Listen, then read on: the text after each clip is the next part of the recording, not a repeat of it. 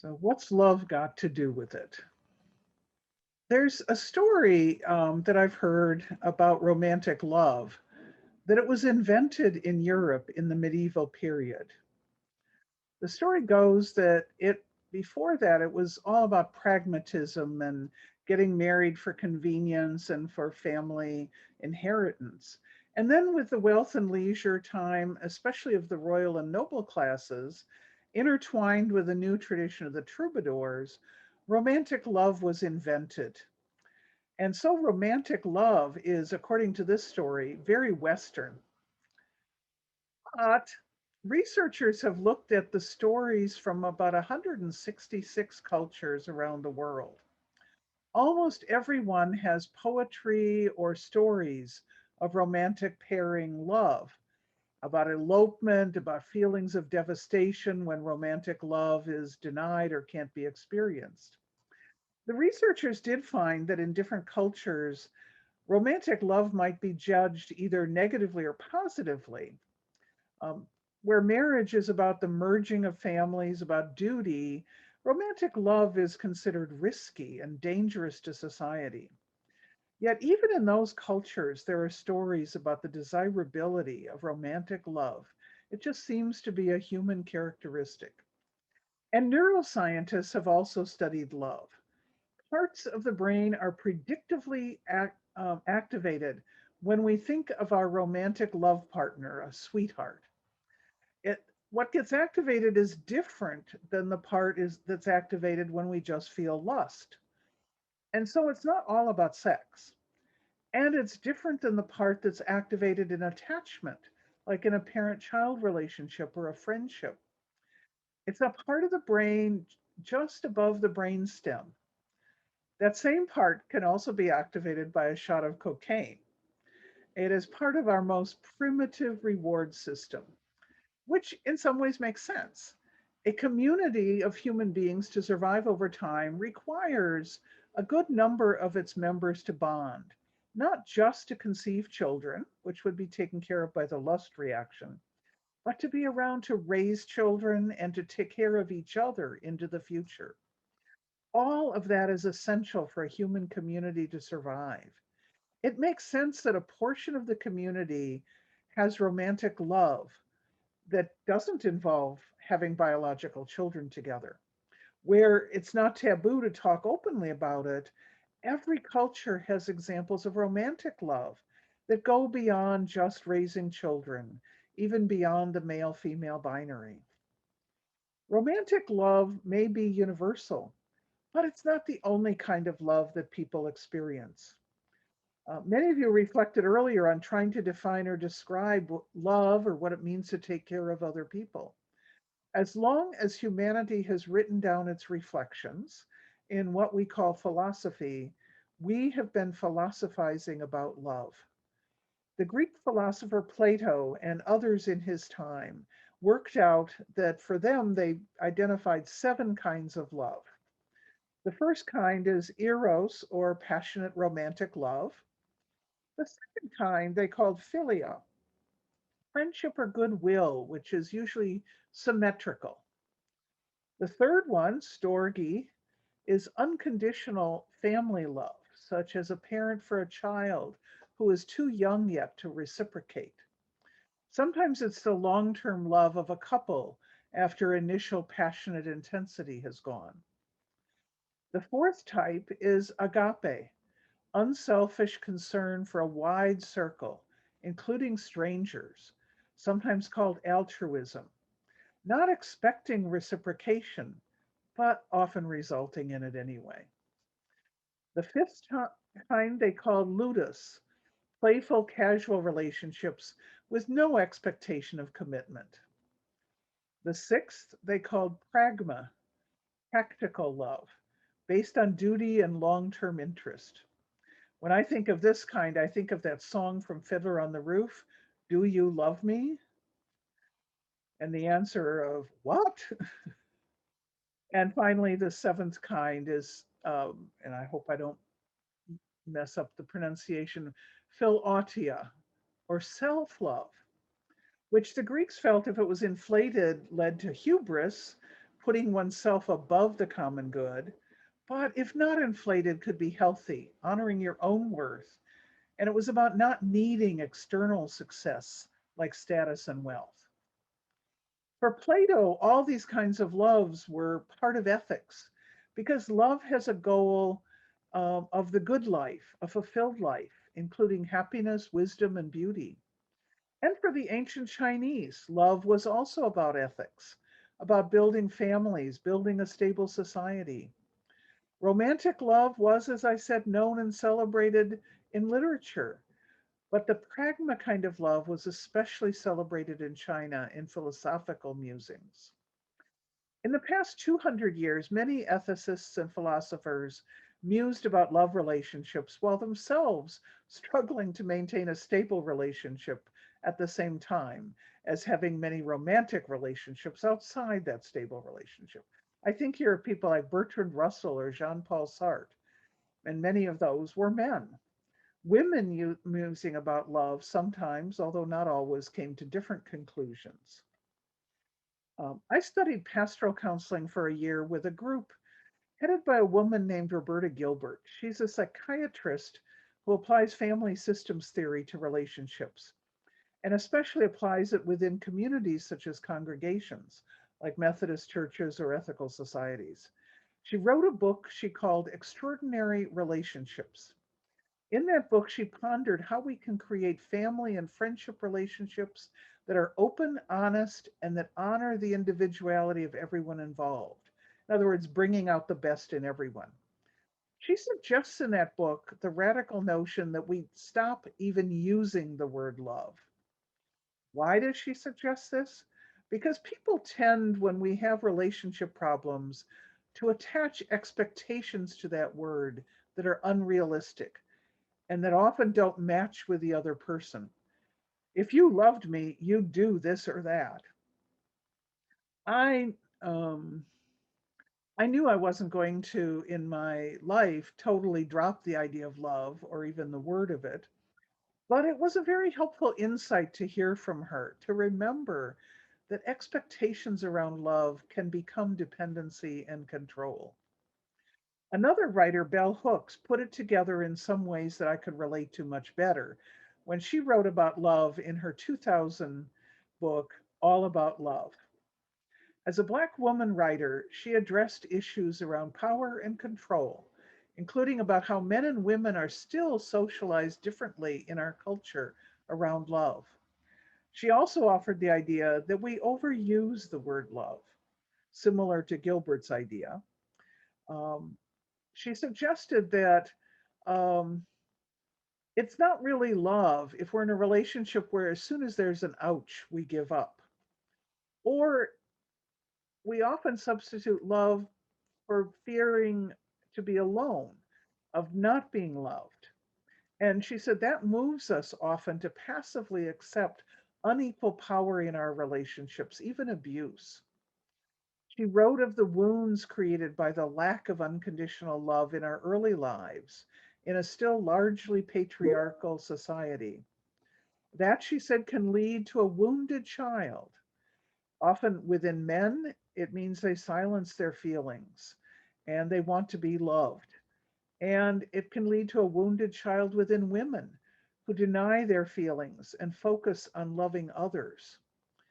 And that, and she also said that incomplete relationships for many people are better than no relationships. And so we often end up giving up on real love. My own first marriage finally ended after 20 years when I finally figured out that I was with someone who wanted to be loved, but didn't know how to love back.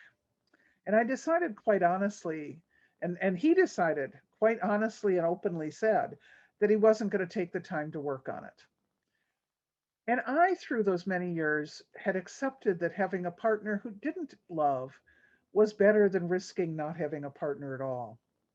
I left when I realized more deeply that relationships of both giving and receiving were possible. And I decided to take the risk of being alone on the chance of finding something that was better than what I had. The word love in modern society is too often a mask, hiding obsession, possession, a desire for control, or hiding dependency, a need to feel complete through another person rather than relying on self. It is often about an idealization of the other person, not a realistic picture of who and what they are. It can be literally a kind of addiction. Being in love does the same thing to our brains that happens in the brains of alligators during mating season. That giddiness of dopamine, the increase in testosterone, increasing aggressive behavior, other neurotransmitters that focus our attention on just that one person. But the Greek philosophers and others in other cultures, all the way to bell hooks in the 21st century, they have known that's not the only kind of love.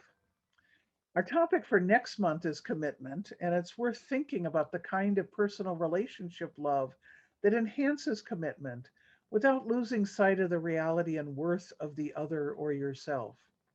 True love, if you will, is not about sacrificing the other person for your desires or about sacrificing yourself for the other, losing yourself. It is more about expanding my sense of who I am so that I can include the welfare of you as well as of me. Real love does not dissolve boundaries, but instead expands each self to a greater wholeness that can say ouch when we hurt and repair the ouch when we do something that triggers that hurt. Bell Hooks called love a real fact of life, even when it is absent from our lives. Absence of that love marks us, but we don't have to be defined by those marks. Hooks tells us, as have others before, that a huge mistake with love is getting stuck thinking love as an emotion that we feel. People can feel love for another and still hurt them. It is the classic abuse syndrome. I feel love for you. I want to possess you, keep you in my life. So it's okay if I neglect you or hurt you. Or it's okay if you hurt and neglect me as long as I'm feeling love. But that's not healthy love. Bell Hooks also writes abuse and neglect negate love. Care and affirmation, the opposite of abuse and humiliation, are the foundation of love. Love isn't about a feeling, love is about what we are doing. Think of love as an action verb, not a feeling. Hooks describes how, in our general culture, some, mostly men, are still often socialized to think that love is something that they receive with minimal effort. I think back to arguments between my parents and hearing my father shouting in typical 1950s father fashion, I bring my paycheck to you every Friday. What more do you want? Others, mostly women, are still often socialized to try to fix such men. Hooks suggests that this is actually not so terrible. In a society where some people are broken, helping them to grow is a way to ameliorate the worst possible culture we could have. We'd have a worse situation if women didn't try. But even rejecting my father's statement when I heard it consciously, I still managed to unconsciously accept for years a shallow relationship. She adds that if someone is unable to learn and grow, a relationship where no one or only one person works at it is not healthy. Sometimes we need to break our commitment and move on. And then, like the Greeks and Chinese and others before us, Bell Hooks extends her reasoning about love into the larger sphere. How do we relate to those in wider and wider circles? How do we deal with abuse and neglect on a public scale? Oppression, injustice, poverty, homelessness, starvation, war. How do we build a better society for everyone? Certainly, the ideas about passively accepting unfair treatment, thinking we are fully responsible to fix the unfair treatment of us, or simply walking away, treating relationships as disposable, those are just as applicable to the wider circle of caring and relatedness. The idea of seeking safety rather than connection as cheap love, that plays out in gated communities or in shooting the person who rings the doorbell if they're the wrong color. Ethics at the core is about relatedness, personal ethics, interpersonal ethics, and social ethics, how we behave as groups, nations, a body politic. It's interesting to me that my first marriage actually fell apart as I was working out how love applied to the larger social and political relationships we call social justice and politics. It was at first easier for me to see the dynamics at the larger level and then come to apply them to my own personal life. But politics and personal, as the 1970s feminists discovered, are the same. The personal is political and the political is personal. Care and affirmation as the foundation of love. Care and affirmation as the foundation of social justice. Thich Nhat Hanh, the Vietnamese Buddhist teacher, has written that there are two levels of love that he thinks are necessary, or two factors in love that he thinks are necessary for it to really be love. Um, that is, healthy love, to distinguish from some other kinds of love. The first factor is that love wants another person not to experience suffering, to be free from suffering. Caring is about not wanting the person to suffer, not giving them what we would want, but what they need in order to transcend suffering in their life.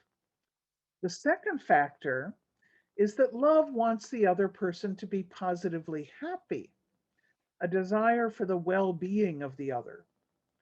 To be free from suffering is to be free from the negative effects of abuse, oppression, neglect, abandonment. But that's only half of love.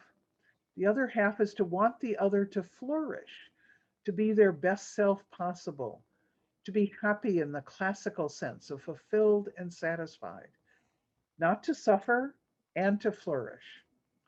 Equally as we want our own self to avoid suffering and to be filled with a sense of well being, each in our own way. We do not lose ourselves in the other in a healthy love. We expand each of ourselves to create something new, and the same is true for social justice. So, what if social justice were based on love? What if we had that foundation of caring and wanting well being for all?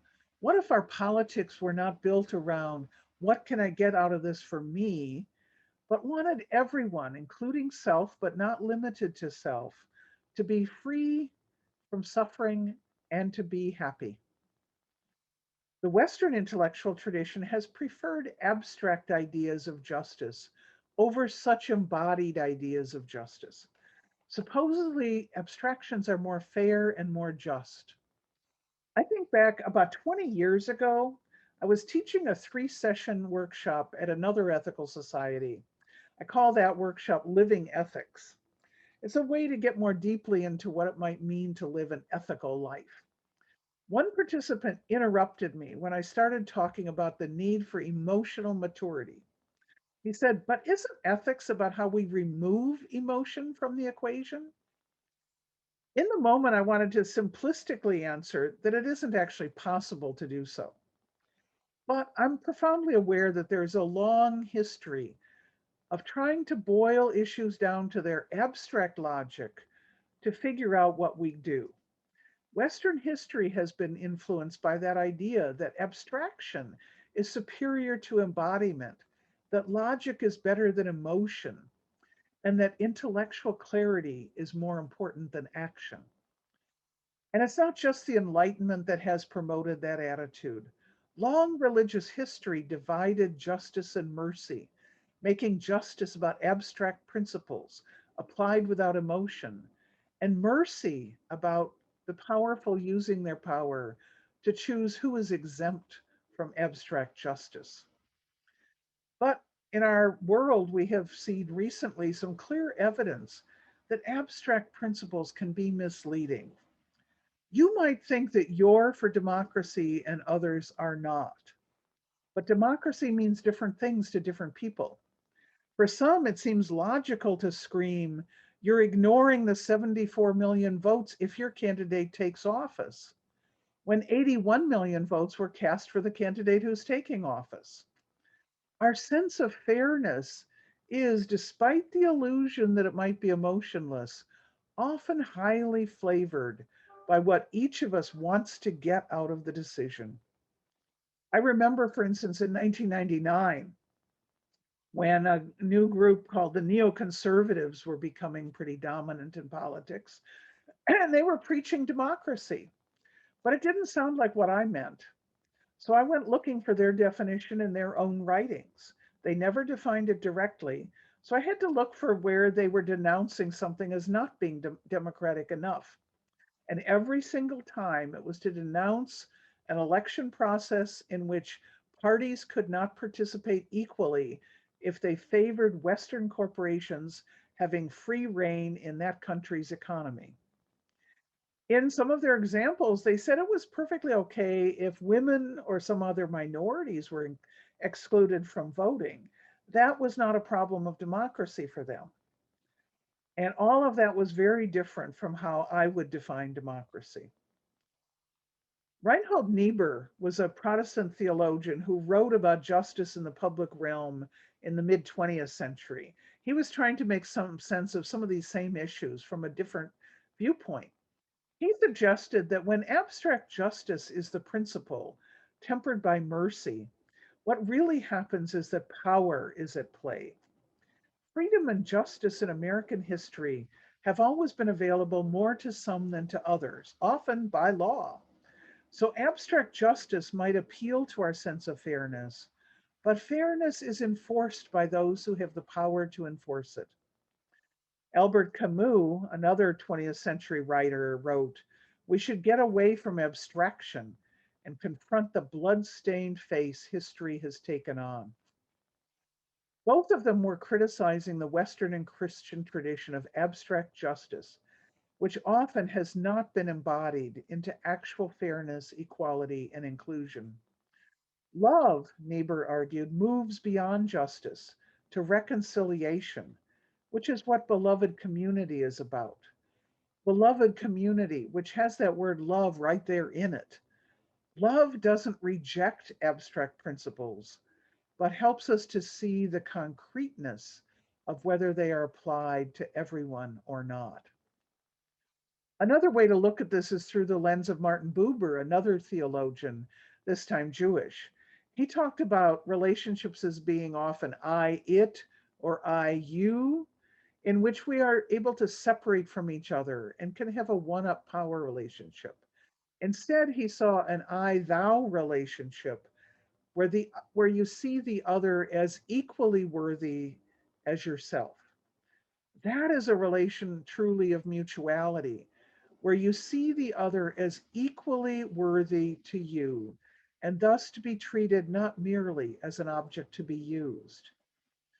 To want others to be free of suffering, abuse, oppression, to want others to fully flourish, and to not just want it to act, to remove what oppresses, abuses, and causes suffering, to remove barriers to well being, to actively contribute to well being. That is love. And that is what Roberta Gilbert and Bell Hooks and Thich Nhat Hanh were all trying to get to, I think, about relationships, both personal and large. Plato called this kind of love agape, altruism, wanting the good life for others and acting to make that more possible. A healthy, authentic relationship, small or large, sees others as just as worthy as we are, want them to be free from suffering and to be happy. And it also sees them as connected to us, not with the kind of connection bonds that tie one down, but with an energy flow that expands both. A social justice motivated by love. Love not as a feeling, justice not as an abstract principle. A loving justice, I think, would work towards a world in which would bring out everyone's best, remove causes of suffering, and build means by which to flourish. Because we want to maximize well being of all, and we want to minimize suffering for all. This is the kind of social justice which doesn't see other people as enemies, although it does see some actions as oppressive and unjust. When someone promotes policies and institutions that harm others by causing suffering or blocking well being, I think we have to take action to stop the harm without making the person into an enemy. Consequences are appropriate. At the same time, we can recognize that the person who did the harm did so usually out of long enculturation or their own history, often of being harmed themselves. As in a personal relationship, we don't allow someone to continue to abuse or neglect others. We apply reasonable consequences, but not revenge. We call them to growth and learning if that is possible and if they are willing. For instance, if someone has harmed children and has not been willing to learn and to begin to act differently, it is fair to remove them from interactions with children. If someone has abused their political power, we remove them from political power. That is not abstract but loving justice. We are protecting those they might otherwise harm in the future. Bell Hooks said this about personal relationships, but I want you to listen to it again in the context of love as justice and justice as love. Abuse and neglect negate love. Care and affirmation, the opposite of abuse and humiliation, are the foundation of love. No one can rightly claim to be loving when behaving abusively. I obviously don't agree with my one time mentor, Roberta Gilbert, that we should give up the word love. But I think we do have to constantly define what we mean by love. I don't mean a passive and passionate feeling state. I mean love as a verb, an action. To be in love is not the goal. To be loving is the goal. Just as romantic love can have a kind of engagement, which is more about having a feeling of love than actually being a loving person, so I think that social justice work can sometimes draw people who are in love with the idea of justice, but aren't really loving people. That's where we sometimes see the savior complex. Just as in intimate relationships, we sometimes see the fix it or rescue focus. Or we see people sacrificing that so that they can feel noble, not because they are risking for the sake of other people, often ignoring the people that they're supposedly helping and what those people are really needing and wanting, not in real relationship. It's a relationship that is disconnected from other people, but also from head and heart. And a social justice that is disconnected from either head or heart is likely to fail. Just as authentic one on one love is expansion of both selves, meeting and connecting, so the authentic social justice is about our own expansion and the expansion of the other while we stay connected. So, as you think about responding to what I've said, I invite you to consider this. What is one way that seeing social justice as a kind of healthy, loving relationship might shift in some way what you choose to do in the world? For those who are watching on video, you can find out more about the Riverdale Yonker Society for Ethical Culture at our website, rysec.org.